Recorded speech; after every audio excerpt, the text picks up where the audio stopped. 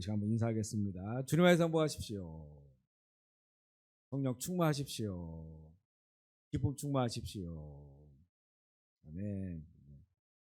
우리가 오늘부터는 이 수요 저녁 집회를 지금 실시간 유튜브로도 방영을 하고 있습니다. 이번에 요엘서를 오늘부터 강의하게 되는데 한 4주나 이렇게 강의할 것 같은데요. 일단 현장에서 또 실시간 유튜브로 해보고 좋으면 계속 내년에도 연장에 갔으면 좋겠다는 생각이 드는데, 이번에 요엘서가 끝나면 지금 이렇게 갖는 마음으로는 요한계시록으로 한번 더 해야겠다 이런 마음이 있어요. 그래서 우리 2018년도에 17년도 후반부터 18년도까지 한 40번에 걸쳐서 요한계시록을 했었거든요. 그런데 요즘 이제 우리가 지금 마주하는 이런 세상들, 이런 일들을 바라보면서 자꾸 요한계시록의 그 내용들이 자꾸 떠올라요. 이렇게 그 말씀으로 이 시대가 너무 그 말씀이 정확하게 말씀하는 내용들이 많다는 이런 생각이 이 시대를 보면서 들어요. 그래서 특별한 일이 없으면 우리 내년에 수요 집회에 요한계시록을 처음부터 또 강의하면서 함께 나누고자 하는 그런 마음이 있습니다. 여러분 함께 기도해 주시면 좋겠고요. 오늘은 요엘 1장을 시작으로 해서 말씀을 나누기 원하는데, 요엘서는 짧은 그런 그 성경이지만 이 요엘서의 주제가 여호와의 날입니다. 여호와의 날. 우리가 지금 이 시대를 살아가면서 주의 날에 대한 어떤 소망을 가지고 있어요. 주님의 날, 주 오시는 날에 대한 소망을 가지고 있는데, 이것이 이 신약 시대를 살아가는 우리들만의 비전이 아니고 구약 시대에도 어떤 그 시대의 어떤 사건들을 통해서 하나님께서 선지자들이 꾸준하게 보여주신 그 비전이 바로 여호와의 날에 대한 그런 비전인데, 요엘서에는 이 처음부터 끝까지 여호와의 날에 대한 그런 그 말씀을 우리에게 주고 있습니다. 오늘부터 좀 나누기를 원하고요. 그래서 이번에 요엘서를 나누면서 주제는 여호와의 날이다 이렇게 생각을 하고 나눴으면 좋겠고요. 요엘을 두 부분으로 나눈다면 첫 번째 부분은 메뚜기 재앙과 그리고 연결해서 북쪽 군대의 재앙, 이것을 이제 역사적으로 보면 바벨론을 이야기하는데, 그 북쪽 군대의 재앙을 통한 여호와의 심판과 또 회개를 선포하고 있고, 두 번째는 이런 그 선포에 대하여 또 돌이키고 회개할 때 주시고자 하는 그런 그 회복과 또 그것과 관련돼서 미래의 회복, 영원한 회복에 대한 하나님의 응답의 그런 말씀을, 중심 주제는 여호와의 날이다 이렇게 볼 수가 있어요. 먼저 요엘을 들어가기 전에 요엘의 시대적 배경에 대해서 나누기 원하는데, 요엘 선지자의 활동 시기가 언제인가? 많은 학자들은 여러 그 견해가 있는데 그 중에서 대표적인 견해가 요아스 왕 시대, 남왕국의 요아스 왕 시절로 보고 있기 때문에 이때를 좀 배경으로 해서 말씀을 나누고자 합니다. 요아스 왕은 남유다 왕국과 북이스라엘과 동맹을 맺어서 이 동맹은 결국은 아합 왕조와 그 정략 결혼을 통해서 그런 맺은 그런 동맹이에요. 그런데 이런 이 북이스라엘 아합 왕조와 이 남왕국의 이 왕조가 함께 이렇게 협력 관계가 극에 달한 그런 시점에서 유다 왕 아하시아의 혈통을 타고 태어난 자가 바로 이 요아스인데요. 그는 그 북방 이스라엘의 왕 요람을 방문하러 갔다가 이제 아하시아가, 아버지 왕이죠, 아하시아가 북방 이스라엘 왕의 요람을 방문하러 갔다가 에후가 그 휘둘르는 개혁의 칼날에 목숨을 잃게 됩니다. 그래서 북이스라엘의 왕과 남유다 왕국의 왕이 같이 동시에 에후에 의해서 목숨을 잃게 돼요. 그래서 이 요아스의 아버지인 아하시아 왕은 결국 통치 1년 만에 짧은 그런 생애를 마감하고 말고요. 그 다음에 이제 아하시아 왕의 그 어머니, 모친인 그런 북이스라엘의 오므리 왕조 아합 왕과 이세벨 사이에서 태어난 아달랴라고 하는 그런 이 여인인데, 그 아달랴가 자기네 이 아들 왕이 죽게 되니까 결국에는 그 왕자들을 다 죽이고 자신이 섭정을 하는 거예요. 자신이 이제 그 여왕으로, 남왕국의 여왕으로 다스리고자 하는 그런 야망을 갖게 돼요. 그러니까 결국 이 아달랴라고 하는 그 여인은 이세벨의 딸이거든요. 아합과 이세벨의 딸인데 이 그 딸이 남왕국이 다윗의 왕조가 이어져야 되는 그 남왕국의 그 왕이 돼서 집권자가 돼서 통치하는 이런 사건이 벌어지게 되는데요. 그것을 위해서 이 아달랴가 자기 아들인 죽은 아하시아의 아들들을 다 죽이는 거예요. 다 죽일 때 그때의 아기였던 그 요아스가 아기였는데 그 아기를 여호사밧이라고 한 여인이 그 요아스를 숨겨서 성전에서 기르면서 또 당시의 제사장인 여호야다가 그를 몰래 성전에서 길러요. 그리고 6년을 그렇게 이제 기르고 7년째 그 여호야다를 중심으로 해서 이 아달랴를 처단하고 요아스에게 왕위가 계승되면서 정말 이 끊길 뻔했던 다윗 왕조가 끊기는 것은 이거 하나님께서 다윗에게 주신 그 약속이 끊기는 거거든요. 언약이 끊깁니다. 그런 그 위기가 있었지만 결국 여호야다라는 제사장을 통해서 그 요아스가 어린 나이지만 왕이 돼서 처음에는 정말 이 여호야다 제사장이 그 다윗 왕조에게 하나님 주셨던 다윗에게 주셨던 그 언약을 기억하거든요. 그래서 그 언약을 이어가기 위하여 이 요아스를 살린 거예요. 그러니까 이 다윗처럼 다윗의 길을 따라서 처음에는 요아스가 정치를 합니다. 선정을 베푸는데 여호야다가 죽은 다음에 자신의 왕권의 유지를 위해서 여러 모략자들을 가까이 하면서 결국에 여호와를 버리고 우상 숭배하는 그런 죄에 빠져 들어가게 돼요. 이런 상황 속에서 하나님은 이제 선지자들을 통해서 그 시대를 돌이키려고 한 노력을 아끼지 아니하시는데 바로 이제 이때 나타난 선지자가 요엘입니다. 요엘이 그래서 2장 12절로 17절의 말씀에 보면 금식하고 애통하며 마음을 찢고 여호와께로 돌아오라고 하는 그런 그 회개를 촉구하는 그런 먼저는 이게 그 시대의 왕 요아스를 향하여 그리고 그 요아스의 이 우상 숭배를 따르는 그런 이 어용 선지자들과 그 시대 백성들을 향하여 하나님의 말씀을 선포하고 있어요. 하나님의 경고를 듣지 아니하는 요아스에게 이 여호야다 제사장 아들인 스가랴라고 하는 그런 아들이 그 요아스에게 경고의 메시지를 전하거든요. 그런데 요아스는 자신의 생명의 의인이었던 그 여호야다의 은혜를 생각하지 아니하고 그 아들을 스가랴를 측근들의 약한 모략에 따라서 성전 뜰 안에서 그를 돌로 쳐 죽여요. 이게 이제 예수님께서 나중에 그를 거론하는 그런 내용이 나오죠. 바로 이런 그 배경들이 요엘 선지자의 외침이 됩니다. 우리 한번 이런 배경을 가지고 조금씩 읽어볼 텐데요. 우리 1장 1절 말씀 읽어볼게요. 요엘 1장 1절 말씀. 요엘 1장 1절입니다. 한번 다 펴보시고요. 요엘 1장 1절 시작. 부두엘의 아들 요엘에게 임한 여호와의 말씀이라. 부두엘의 아들 요엘에게 임한 여호와의 말씀이다. 요엘의 아버지 부두엘은 그 이름의 뜻이 하나님의 설득 내지는 하나님의 성실성이라고 하는 그런 뜻을 지니고 있고요. 요엘이라고 하는 이름의 뜻은 여호와는 하나님이시다 라고 하는 그런 의미입니다. 여호와는 하나님이시다. 이런 이름들을 보면 요엘의 집안이 좀 대대로 경건한 그런 그 집안임을 볼 수 있는 그런 대목이에요. 요엘에게 임한 하나님의 말씀은 먼저는 5계층의 사람들을 향하여 외칩니다. 첫 번째가 늙은 자들인데 우리 한번 2절로 4절 말씀 읽어보겠습니다. 요엘 1장 2절로 4절 시작. 늙은 자들아 너희는 이것을 들을지어다. 땅의 모든 주민들아 너희는 귀를 기울일지어다.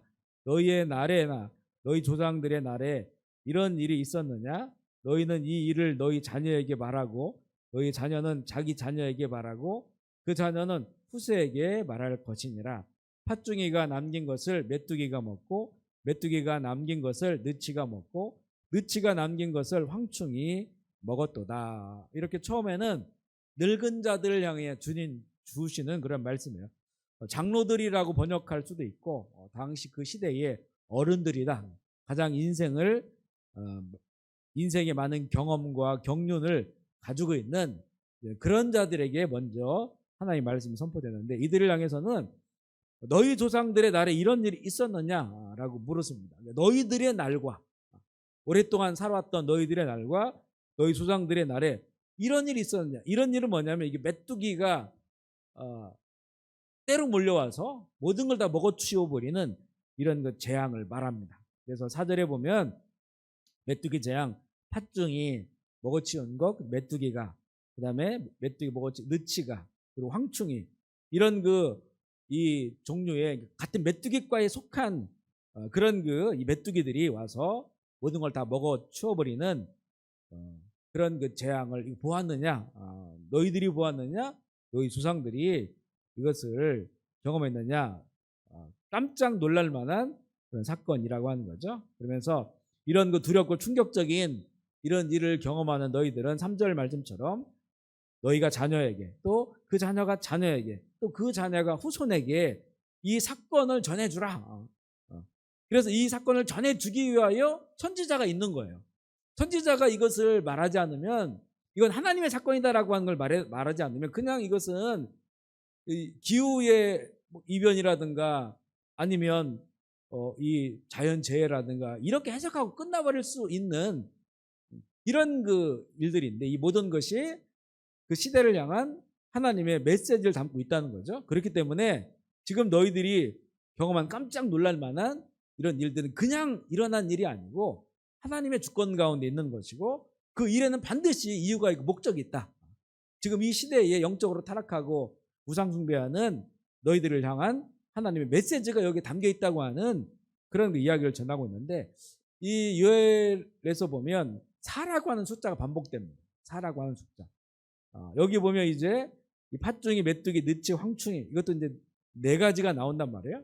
그리고 이 자녀들에게 전해주는 것도 나에게서 자녀로, 자녀에게서 자녀로, 또 자녀에게서 후손으로 해서 이것도 4대를 이야기합니다. 4라고 하는 숫자가 집중적으로 이 요엘에 나오게 되거든요. 이것을 이제 또 해석하는 이런 학자들은요, 이 4라고 하는 그런 그 숫자는 앞으로 이제 일어나게 될 나라들, 대제국들, 이 제국들은 다 이스라엘과 다 관련되어 있어요.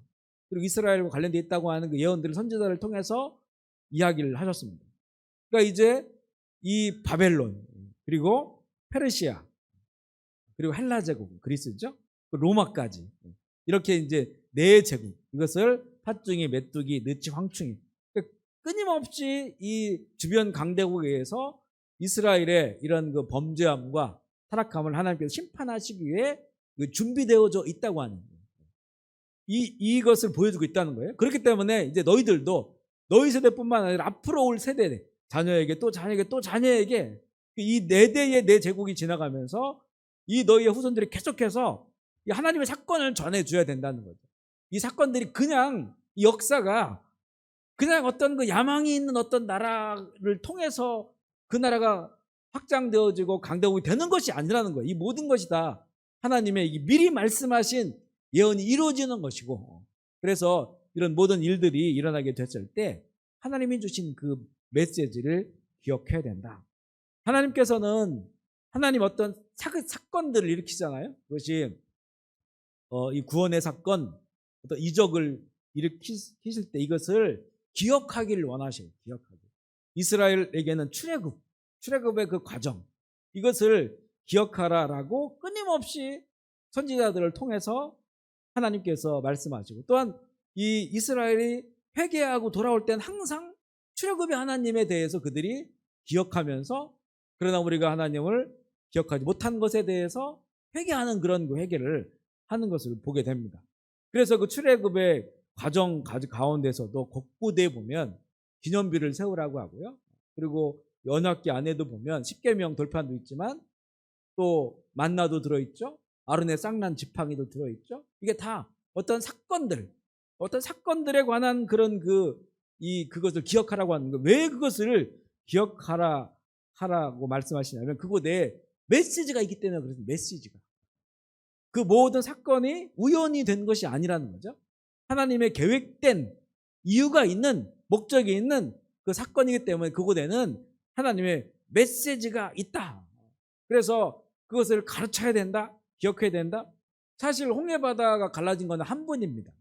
우리는 그것을 경험하지 못했어요. 우리의 삶의 날마다 홍해바다가 갈라질 수가 없죠. 그렇지만 홍해바다를 가르신 하나님에 대한 그 믿음을, 그 하나님의 그 홍해바다를 가르신 그 목적이 있잖아요. 그냥 하나님이 아무 의미 없이 힘자랑하시기 위해서 가른 게 아니잖아요. 홍해바다 갈라짐으로써 출애굽한 백성들이 그곳에 세례를 받는 것처럼 그 바다 가운데를 지나가서 그 바다 해변에서 구원의 하나님을 찬양하잖아요. 그 구원의 하나님의 그 사건, 구원의 사건이기 때문에 그것을 기억하라고 하는 거예요. 우리 인생 가운데 날마다 홍해바다가 갈라지지 않고 또 한 번도 홍해바다가 갈라지는 것 같은 기적을 못 본다 할지라도 홍해바다를 가르신 하나님을 전하라는 거죠. 그 하나님의 그 역사는 지금도 계속된다. 그것은 그냥 홍해바다를 가르셨다라고 하는 것이 아니라 홍해바다를 가르시면서 하나님의 백성을 구원하셨다라고 하는 거예요. 구원하셨다. 그래서 하나님은 어떤 상황과 환경 속에서도 하나님의 사람들을 구원하신다고. 하나님의 메시지를 우리에게 주고 있는 것이죠. 그렇기 때문에 지금 이 메뚜기의 사건을 그냥 잊어서는 안 된다. 너희들만 알고 있어서는 안 된다. 이 너희들이 경험하지 못한 이 사건은 하나님의 이유가 있고 목적이 있고 메시지가 있는데 그것을 지금 전해주는데 그 주제가 바로 여호와의 날이 다가온다는 거죠. 여호와의 날이 다가온다. 이것을 전하라는 것이죠. 우리가 살아가고 있는 이 시대에도 메뚜기 때가 재작년? 그 전에도 그렇고요. 남미에도 메뚜기 때가 막 몰려서 왔고 아프리카에는 뭐 매년마다 그리고 또 이집트나 막 이런 곳에도 엄청난 메뚜기 때가 이렇게 이 무리를 지어 다니면서 공무원들 다 먹고 지금도 일어나는 그런 그 현상인데요. 이렇게 역사를 쭉 찾아가 보면 그것도 큰 메뚜기 때를 보면요. 1899년에 홍해바다 근처에 엄청난 메뚜기 때가 앉았다는 거예요. 1899년. 그러니까 지금 이 요엘서 그런 그 지역이죠. 그런 지역에서 메뚜기 때가 엄청나게 왔었고요. 1957년에는 소말리아에 목격된 메뚜기 때는 160억 마리 정도 추정되고요. 메뚜기 이 무게만도 5만 톤이 넘는 것으로 그렇게 추정하고 있고 1881년에는 키프로스라고 하는 그런 곳에서 메뚜기 떼의 부화를 방지하는 메뚜기 떼가 막 너무 창궐하니까 이 부화를 하지 못하게 방지하는 그 일을 하면서 메뚜기 알을 찾아서 파괴했는데 그 파괴된 메뚜기 알이 1,300톤에 달했다. 알만 1,300톤이니까 어마어마한 그런 양이죠. 메뚜기는 보통 수명이 127일 정도라고 하는데요. 경우에 따라서는 자기 몸의 3배까지 먹어 치운다는 거예요. 뭐 메뚜기가 조그맣지만 그러나 이 숫자가 원체 많으니까 큰 재앙으로 다가오는 거죠. 그리고 이제 메뚜기 떼 때문에 메뚜기 떼가 곡물을 다 먹어버리면 그 이제 주변에 사는 사람들이 먹을 게 없으니까 면역성이 떨어지잖아요. 그런데 메뚜기 떼가 또 죽어서 썩은 그곳에서 그 썩은 것 때문에 병이 들어와서 뭐 발진 티푸스라든가 이런 그 전염병들이 창궐하게 되고 면역성이 떨어진 그런 사람들에게 메뚜기 병이 전염돼서 큰 피해를 입힌다는 그런 내용도 있습니다. 이게 첫 번째 이 늙은 자들에 대해서 주신 말씀이고요. 두 번째는 술 취하는 자들 5절로 7절입니다. 5절부터 7절 시작. 취하는 자들아 너희는 깨어 울지어다. 포도주를 마시는 자들아 너희는 울지어다. 이는 단포도주가 너희 입에서 끊어졌으니 다른 한 민족이 내 땅에 올라왔음이로다. 그들은 강하고 수가 많으며 그 이빨은 사자 이빨 같고 어금니는 암사자의 어금니 같도다. 그들이 내 포도나무를 멸하며 내 무화과 나무 가지를 긁어 말갛게 벗겨 버리니 그 모든 가지가 하얗게 되었도다. 두 번째는 술 취하는 자들인데 이들은 단지 술을 많이 마시고 비틀대고 술 취하는 자들만 아니라 번영을 최고로 누리는 자들. 당시의 그 시대 속에서 번영을 누리는 자들. 이 당시가 남한국이나 북한국이나 보면요. 솔로몬 시대 이후에 몇 번 큰 번영을 누렸던 적이 있는데 이때도 바로 번영을 누렸던 그런 그 시대입니다.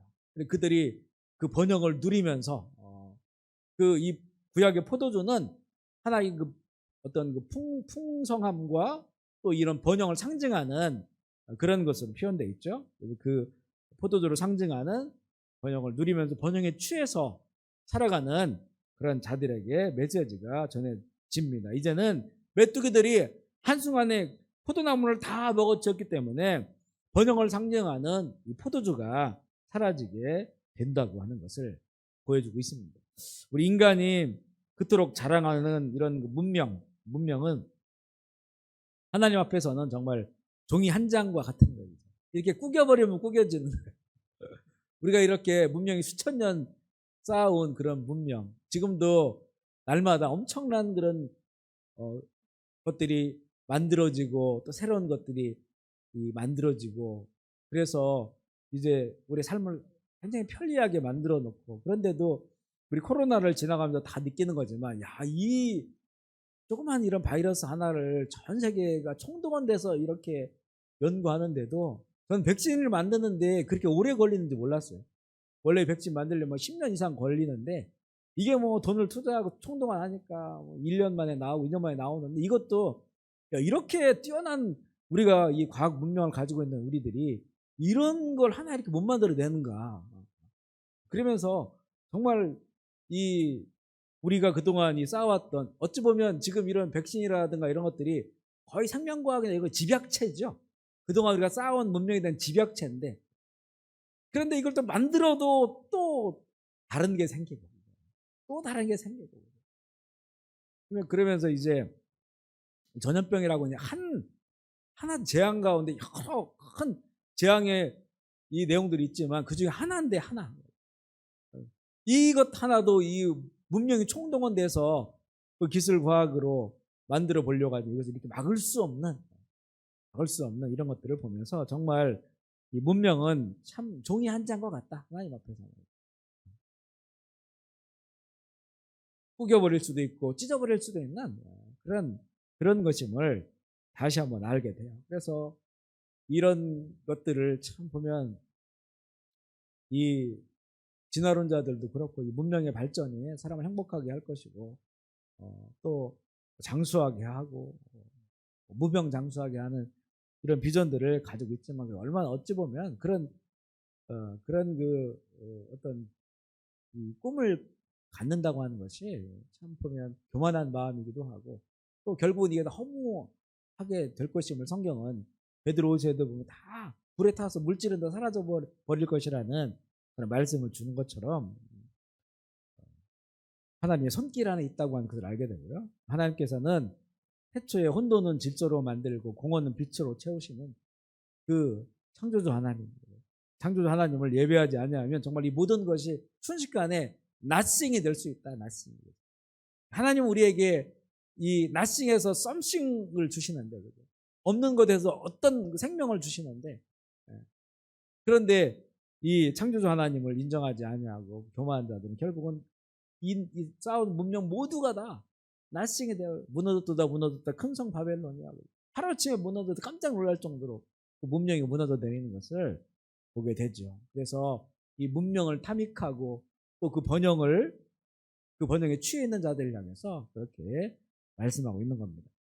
우리 8절로 10절 볼까요? 여기 있는 모든 백성들에게 주시는 말씀인데 8절부터 10절입니다. 시작. 너희는 처녀가 어렸을 때에 약혼한 남자로 말미암아 굵은 배로 동이고 애곡함 같이 할지어다. 소재와 전제가 여호와의 성전에서 끊어졌고 여호와께서 수종드는 제사장을 슬퍼하도다. 밭이 황무하고 토지가 마르니 곡식이 떨어지며 새 포도주가 말랐고 기름이 다하였도다. 모든 백성들인데 이 내용을 보면 영적인 의미가 있어요. 이 8절에 보면 너희는 처녀가 어렸을 때에 약혼한 남자로 말미암아 굵은 배로 동이고 애국함 같이 할지어다. 처녀가 왜 약혼한 남자 때문에 굵은 배로 동이고 왜곡할까요? 잃어버렸기 때문에. 약혼할 남자, 사랑하는 남자를 잃어버렸어요. 그러니까 죽었던지 상실해버렸다는 거예요. 그러니까 굵은 배로 동이고 애곡함 같이 하나님께서는 이 하나님의 백성들과 하나님의 관계를 여러 가지로 이렇게 그 관계를 보여주셔요. 실제적인 우리가 지금 맺고 있는 관계 가운데서 그를 찾아갈 수 있도록 보여주고 있어요. 그래서 왕으로는 하나님의 나라죠. 백성들, 하나님의 나라의 하나님의 왕이시다. 그리고 아들과 아버지. 이 어미닭이 병아리를 품는 것처럼 광야 그 길을 걸을 때 하나님 품으셨다. 아버지가 아들을 품는 것처럼. 그리고 이제는 사랑의 관계에서는 부부 관계죠. 남편 되신 하나님, 아내 된 이스라엘. 신학에서는 그 신랑 되신 그리스도, 신부 된 교회. 그런 관계로 표현을 하셔요. 그 관계를. 그런데 이 이스라엘이 하나님을 버리고 바알 숭배한단 말이에요. 바알 숭배. 그러다 보니까 이제는 결국에는 이 약혼한 남편을 잃어버린 상실한 자들이 됐기 때문에 그 여인이 통곡하며 울어야 된다고 하는 그런 말씀을 주신 거예요. 그리고 뭐라고 하시냐면 이 소재와 전제가 성전에서 끊어졌다. 예배가 끊어졌다는 건데 특별히 소재와 전제는 이 소재는 피를 흘리지 아니하는 거예요. 곡물로 드리는 거예요. 그러니까 이거는 어떤 때 드리냐면 하나님께 더 드리고 싶을 때. 그래서 죄 때문에 하나님 앞에 나온 사람들 이건 의무제예요. 의무제. 그래야만이 죄 사함을 받으니까. 그런데 소재는 저와 관련이 없고 그 죄 사함에 대한 은혜, 감사, 기쁨 더 하고 싶은 그런 마음으로 드리는 게 소재고요. 그 전제는 포도주를 부어 드리는 건데 전제는 포도주를 다 부어 드리는 거예요. 그래서 사도 바울이 내가 전제와 같이 내가 다 부어졌다고 고백하잖아요. 그것처럼 다 부어지는 건 헌신이에요. 헌신. 죄 사함 받고 그리고 감사하면서 헌신하는 이런 소재와 전제가 성전에서 끊어졌다. 그러니까 백성들이 하나님의 전에 나와 드리는 그런 구원의 기쁨, 죄사함의 은혜, 감사의 예배, 그래서 이제 내가 내 인생을 주께 드리겠습니다라고 하는 이런 그 헌신이 끊어졌음을 슬퍼해야 된다는 거죠. 소재를 가지고 드리는 자가 없고 전제를 드리는 자가 없어요. 그리고 영적으로 자기 하나 신앙생활하기도 너무나 버겁고 혼합되어서 우상숭배하고 무엇이 바른 신앙인지도 알지 못하는 형식적으로 번제는 드리는데 속죄제는 드리는데 그것으로 다 했다고 생각을 하고 소재와 전제가 끊어져 버린 겁니다. 지금 우리나라도요 소재와 전제가 지금 거의 끊어졌어요.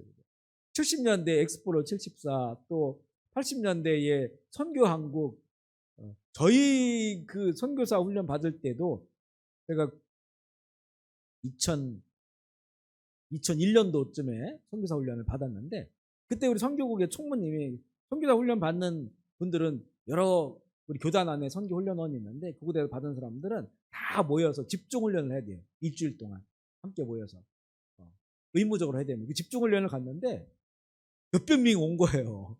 여러 그 선교 훈련원 교단 안에 있는 거기서 온 사람들이 선교국 총무님이 오셔가지고 이거를 너무 감사한데 감당이 안 된다는 거예요. 감당이 안 된다. 너무나 많이 와가지고 이들을 다 훈련시켜서 파송해야 되거든요. 그 일을 선교국에서 하는데 그런데 너무나 많이 와가지고 자원자가 너무나 많다는 거예요. 감당이 안 된다는 거예요. 그러니까 그랬었거든요. 이게 불과 20년 전이고 그전에는 더 있죠. 더 젊은 분들이 선교하고 한국 때 그때 헌신한 분들이 지금 선교사로 나온 사람도 많고 나중에 늦게 나오신 분도 있고 그런데 지금은 이제 없어요. 젊은 사람들이. 저희 막내 아이가 이렇게 대학에서 이런 선교단체 동아리에 들어갔는데 혼자예요. 혼자. 그래가지고 언니들이 잘해준대요. 들은 게 혼자. 그 다음에 또 안 들어오고. 유명한 그런 선교단체인데도 안 들어오는 거예요. 학생들이.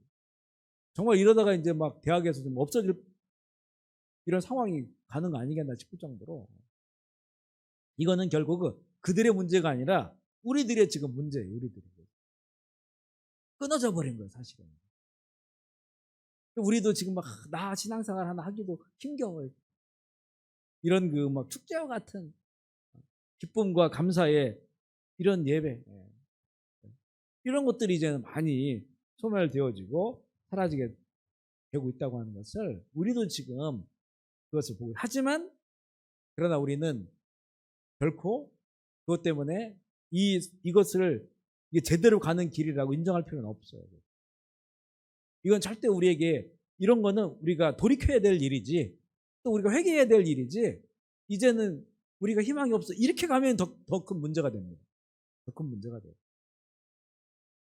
오히려 더 새로운 하나님의 부흥, 영적 대각성 운동, 부흥을 바라보면서 우리는 기도해야 되고 비전을 가져야 되는 때예요. 이때일수록.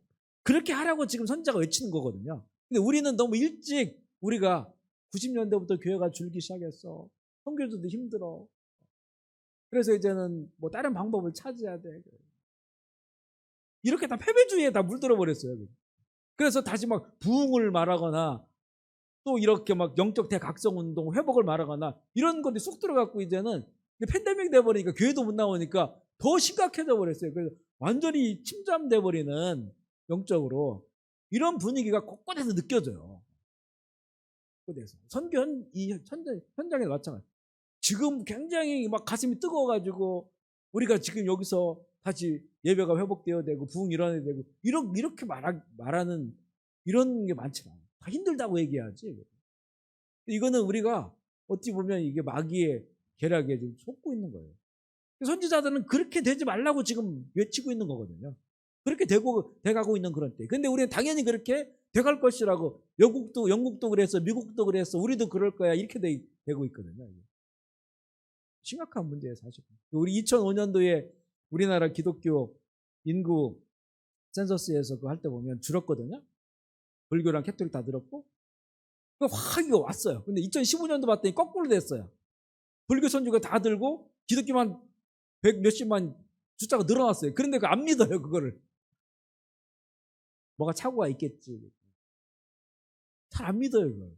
얼마나 정말 우리에게 이런 상태가 되어버렸는지. 그래서 선지자가 나와서 외치는 거거든요. 외치는 거. 그게 아니라는 거죠. 지금 당장이라도 금식하고 통회하고 돌아오면 여기서부터 하나님은 다시 부흥을 주실 거라는 거예요. 그리고 여기 보여줬던 이런 무서운 북방의 일들은 뒤로 밀어줘요, 이렇게. 이런 그 시대 가운데 하나님께서 엄청난 부흥을 주시죠.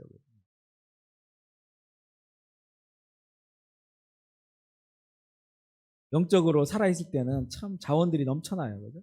이스라엘이 출애굽한 후에 광야에서 성막 건축할 때 너무나 많이 가져가가지고 그만 가지고 와라. 예루살렘 성전을 지을 때도 마찬가지고, 느헤미야 바벨론 포로에 돌아와서 개혁 운동할 때 그때도 마찬가지고, 사도행전에 성령받은 그런 사람들이 너무나 많이 가지고 왔어요. 자원하는 자들이 너무나 많았다는 거죠. 이게 이제 진짜예요, 진짜. 자원하여 기쁨으로 이것을 이제 드리지 못하는 세대가 되니까 결국은 아무것도 드릴 수 없는, 다 사라져버린, 맷줄가 다 먹어버린 그런 그 시대가 오게 되었다는 거죠. 네 번째 대상은요, 농부들입니다. 생산자들. 11절 12절 읽어보겠습니다. 11절 12절 시작. 농부들아 너희는 부끄러워할지어다. 포도원을 가꾸는 자들아 곡할지어다.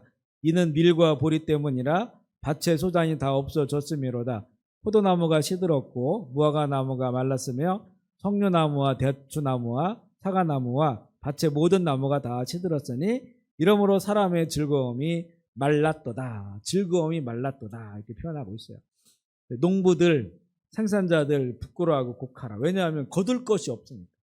밭에 나갔는데 다 뜯어먹었어요. 수확할 것이 없으니까 부끄러운 발걸음을 돌리는 거죠. 아무리 문명이 발달하고 하늘을 날아다녀도, 우주를 날아다녀도 기초적인 먹거리가 공급되지 않으면 안 돼요. 땅에서 나오는 것, 바다에서 나오는 것, 산에서 나오는 것, 가장 기본적인 것, 하나님이 주신 거죠. 이 음식이 공급되지 않으면 이제껏 쌓아놓은 그 모든 것은 정말 아무것도 아닙니다. 그냥 허물어지는 거예요. 기초가 허물어지는. 그래서 우리나라도 보면 이제 농업이 이렇게 변화하는데, 그 변화는 부가가치가 높은 것으로 바뀌잖아요. 그러다 보니까 정말 이제 쌀 같은 거, 가장 기본이 되는 거. 이건 쌀이 자꾸 많고 수입하면 더 싸니까 그 쌀 농사 짓는 건 줄어들고 부가가치가 높은 것을 자꾸 하다 보면 결국 나중에는 이제 지금 기후재앙이 오지요. 이렇게 막 곡물재앙이 오지요. 그 성경에 나와 있죠. 세 번째 인을 뗐을 때 검은 말이 나오고, 그러고 나서 거기서 이 말하는 소리를 들어보니까 인플레이션이 온 거예요. 물가 상승. 특별히 곡물에 대해서 물가 상승이 와가지고 혼자 하루 작년이 이 젊은 사람, 건장한 사람이 하루 종일 일해서 자기 한 끼 정도 먹을 수 있는 것밖에. 그러면 자녀들 어떻게 부양합니까? 그렇게 된다는 거죠. 지금 우리 그런 조짐이 일어나고 있는 것을 보고 또 이제 기후재앙이 더 심하게 일어나게 되면 이제는 정말 그런 일들이 눈앞에 닥치는 상황이 되는 거예요. 그러면 아무리 이 우주를 왔다 갔다 하고 이래도요, 이 기초 곡물이 이것을 구하지 못하면 많은 사람들이 이제는 어려움을 당하게 되는. 지금은 어떤 뭐 문화 사업이나 문화 산업이라 이런 것들이 막 하지만 결국에 이제 먹을 것이 없게 되면 그 먹는 것이 최고의 그런 그 삶의 목적이 되는 것처럼 바로 농부 생산자들 이들이 그 번영을 누리면서 막 누렸던 그런 모든 것들이 다 말라버리고 그들의 즐거움, 그 문명을 누렸던 것이 기초가 확 무너져 버리니까 다 떠나가게 되었음을 말하고 있습니다. 일곱 인 중에 세 번째인 검은 말이 나올 때 보여주는 그런 내용들이에요. 다섯 번째는 이제 13절, 14절입니다. 13절, 14절. 시작. 제사장들아 너희는 굵은 배로 동이고 슬피 울지어다. 제단에 수종드는 자들아 너희는 울지어다. 내 하나님께 수종드는 자들아 너희는 와서 굵은 배옷을 입고 밤이 새도록 누울지어다. 이는 소재와 전제를 너희 하나님 성전에 드리지 못함이로다. 너희는 금식일을 정하고 성회를 소집하여 장로들과 이 땅의 모든 주민들을 너희 하나님 여호와의 성전으로 모으고 여호와께 부르짖을지어다. 제사장들에게 주시는 그런 메시지인데요. 제사장들에게는 가장 이 반복적으로 그리고 가장 강하게 이 강조하고 있어요. 굵은 배옷 동이고 슬피 울어야 한다. 밤새도록 울어야 한다. 다른 계층들보다 가장 강하게 말씀해요. 왜냐하면 이 모든 일이 영적인 타락으로부터 시작됐기 때문에 하나님을 떠나고 거역한 것으로부터 시작됐기 때문에 그것을 그 일을 위하여 세움 받은 사람들이 제사장들이에요. 레위인들, 성전에서 수종 들고 일하는 이런 사람들, 그들이 성전에서만 일하는 게 아니거든요. 근데 각 지파별로 몇 개씩 성을 주면 그들이 그곳에 살면서 재판도 해요. 하나님 말씀으로. 그리고 거기서 이 말씀도 가르치고 그 절기 때는 그곳에 축제가 일어나고 또 11조 같은 거 가져왔으면 거기서 다 받는 거예요. 그러니까 그 지역마다 지파마다 다 레위 지파 제사장들이 흐트러졌어요. 흩은 거예요. 그들에게 성을 몇 개씩 다 주겠단 말이에요. 그 일을 이들이 해야 되는데 그것을 제대로 하지 못하게 되니까 우리 지난주에 나눈 것처럼 사사기에 미가 집에 와 있던 거기서 돈 받고 그 집안의 신당의 제사장이 된 레위 사람처럼 착군이 되는 거예요. 착군이. 그러다 보니까 이제 이 제사장들에게 밤새 울어야 되고 금식하면서 백성들과 다 모아서 성의를 정해서 금식하며 하나님께 기도해야 된다고 이렇게 이제 외치고 있습니다. 여호야다 제사장은 다윗에게 하신 하나님의 약속을 기억했어요. 다윗의 왕조가 이어져야 된다는 걸. 그래서 모든 왕손들이 죽는 그 상황에서 요아스를 몰래 숨겨 성전에서 6년을 키우면서 하나님의 길을 가르치고 결국 다윗의 왕권이 이어지겠거든요. 그런데 그가 죽고 난 후에 이 우상 숭배하고 다른 길을 가는 그런 그 요아스 왕에게 그의 아들 여호야다 이 아들 스가랴가 회개를 선포하니까 그를 죽여버렸어요. 돌로 던져 죽였어요. 그 사건을 계기로 해서 제사장이나 선지자들이 바른 말을 못하게 되는 거예요. 바른 말. 우리도 괜히 여호야다처럼 또 여호야다 그 아들처럼 스가랴처럼 바른 말했다가 하나님의 이 말씀을 전했다가 그렇게 하면 안 된다고 우상 숭배하면 안 된다고 그렇게 했다가 저렇게 죽으면 어떻게 될까?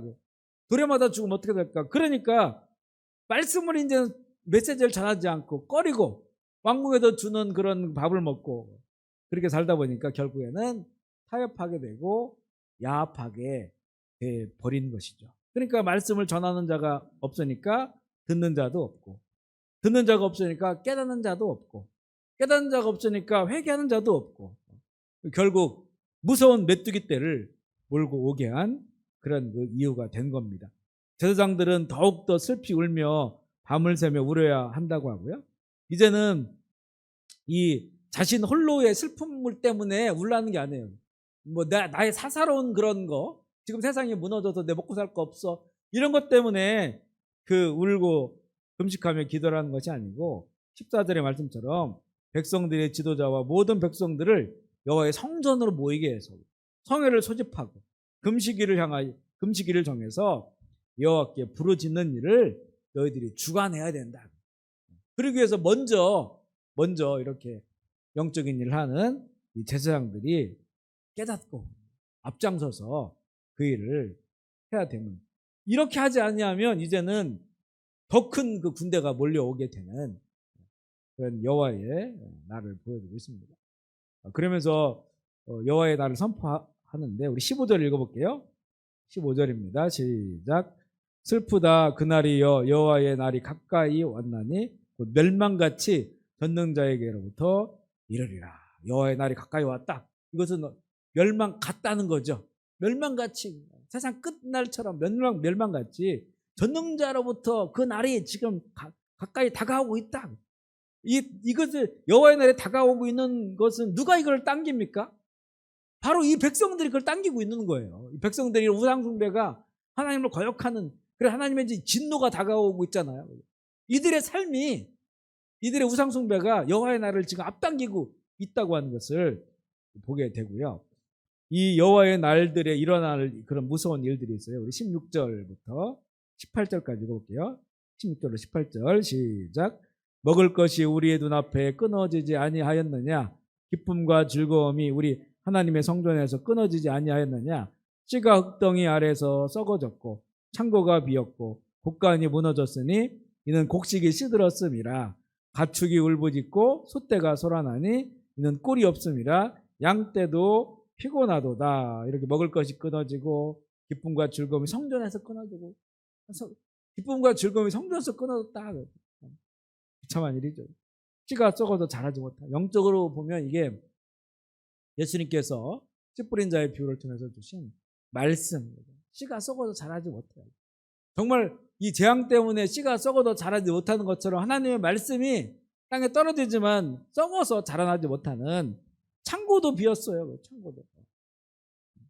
곡간이 무너지고 가축들이 울부짖고 소떼가 소란하고 양떼도 피곤한 여호와의 날이 다가오고 있다. 이 하나님 메시지를 받은 이 선지자가 기도해요. 19절 20절 말씀입니다. 19절 20절 시작. 여호와여 내가 주께 부르짖으오니 불이 목장에 풀을 살랐고 불꽃이 들여 모든 나무를 살랐음이니이다.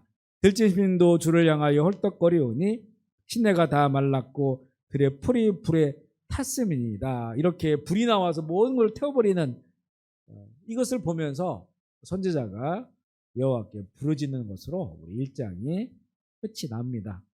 지금 이 세상에 일어나는 이런 일들, 재앙들을 보면 정말 여호와의 날이 성큼성큼 다가오고 있다고 하는 것을 알게 됩니다. 영적으로 알게 돼요.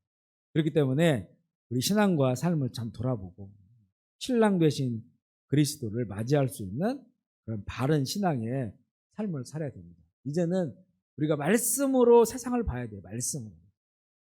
우리가 그동안 보았던 그런 그 우리들의 그 어떤 그 창이 아닌 말씀의 창으로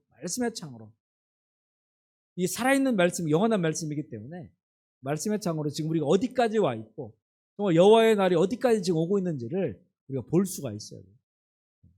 그럼으로써 우리가 더욱더 이 바른 신앙으로 하나님 기뻐하시는 그런 삶으로 나아가게 될 줄 믿습니다. 그런 은혜가 함께하기를 주의 이름으로 축복합니다. 아멘. 우리 같이